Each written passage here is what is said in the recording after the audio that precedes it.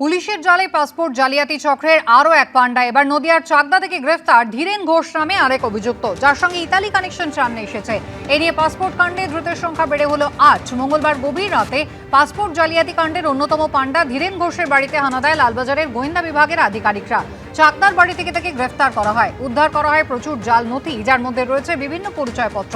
Police সূত্রে খবর, পরিবারের সঙ্গে প্রায় 5 বছর ধরে চাকদার আলাইপুরে ভাড়া বাড়িতে থাকছিলেন ধৃত ধীরেন ঘোষ। নদিয়ার সীমান্তবর্তী এলাকা দিয়ে ভারতে ঢোকা অনুপ্রবেশকারীরাই ছিল ধীরেনের টার্গেট। জাল নথি তৈরি করে অনুপ্রবেশকারীদের ভারতীয় পাসপোর্ট বানিয়ে দেওয়ার কাজ করতেন ধীরেন। স্থানীয়দের কাছে নিজের পরিচয় দিতেন বস্ত্র ব্যবসায়ী বলে।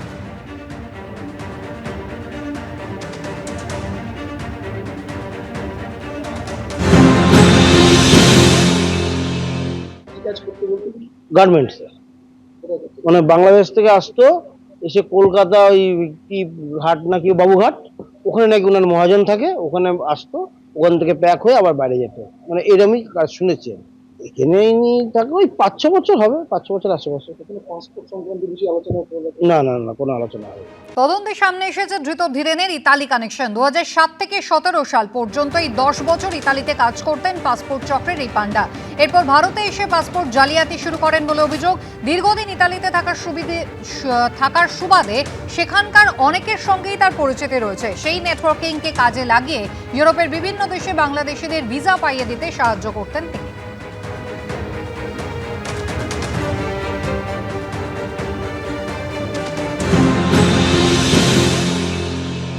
বাংলাদেশ থেকে ইউরোপিয়ান কান্ট্রিগুলোতে ভিসা পেতে যত সমস্যার মধ্যে পড়তে হয়, সেক্ষেত্রে ভারতীয় পাসপোর্ট যদি থাকে তাদের কাছে, এবং সেই ভারতীয় পাসপোর্ট বানিয়ে দিলে ইউরোপিয়ান কান্ট্রিগুলিতে তাদের ভিসা পেতে সুবিধা হয়। এবং সেই জন্য এই ভারতীয় পাসপোর্টের একটা চাহিদা ছিল, এবং সেই খাত থেকে এইরকমভাবে নকল করে পাসপোর্ট বানিয়ে দিত এবং বানিয়ে দিয়ে জাল ডকুমেন্টসের সাহায্যে পাসপোর্ট তৈরি হতো। অনুমোদনহীন মাদ্রাসার আড়ালে কি চলতো মগজধোলাই? পড়াশোনা করানোর নামে জঙ্গিদের বৈঠক। মুর্শিদাবাদ থেকে ধৃত জঙ্গির সঙ্গে অনুমোদনহীন মাদ্রাসার যোগ উঠে আসার পর এই প্রশ্ন মাথাচাড়া দিতে শুরু করেছে। সম্প্রতি অসম এসটিএফ এর অপারেশন প্রভাতে গ্রেফতার হয়েছে আনসারুল্লাহ বাংলা টিমের 12 জন কুখ্যাত জঙ্গি। ধৃতদের মধ্যে রয়েছে মুর্শিদাবাদের হরিহরপাড়ার 2 বাসিন্দা আব্বাস আলী এবং মিনারুল শেখ। এই আব্বাসের সঙ্গে অনুমোদনহীন মাদ্রাসার যোগ মিলেছে। অভিযোগ, হরিহরপাড়ায় বাড়ি ভাড়া নিয়ে অনুমোদনহীন মাদ্রাসা খুলে ফেলেছিল আব্বাস। জানা গেছে, ধৃত মিনারুল শেখের বাড়ি থেকে আব্বাসের এই অনুমোদনহীন মাদ্রাসার দূরত্ব বেশ কয়েক কিলোমিটার, কিন্তু তা সত্ত্বেও ছেলেকে সেখানেই ভর্তি করে দ্রুত আরেক জঙ্গি মিনারুল। স্থানীয়দের দাবি, নিয়মিত সে সেখানে যাতায়াত করত।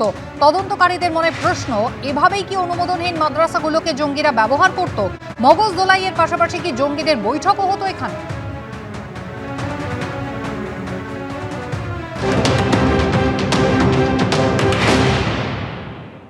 অনুমোদনহীন খারিজি মাদ্রাসাগুলি বারবার চিন্তার কারণ হয়ে দাঁড়িয়েছে গোয়েন্দাদের কাছে, এবং এক্ষেত্রেও সামনে ছোট ছোট শিশুদের রেখে পিছনে চলত জঙ্গি কার্যকলাপ।